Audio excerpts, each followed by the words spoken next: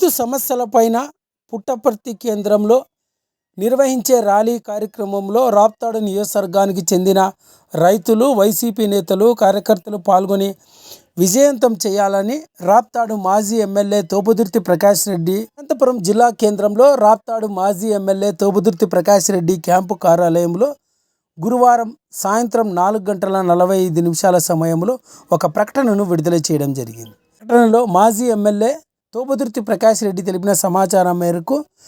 December 13వ తారీఖున శుక్రవారం ఉదయం 9:30 గంటలకు పుట్టపర్తిలో మాజీ ఎమ్మెల్యే దుద్దుకుంట శ్రీధర్ రెడ్డి క్యాంపు కార్యాలయం నుంచి పుట్టపర్తి కలెక్టరేట్ వరకు ర్యాలీ నిర్వహించి అనంతరం రైతు సమస్యలపైన పుట్టపర్తి కలెక్టర్కు వినతిపత్రం అందజేస్తున్నామని, ఈ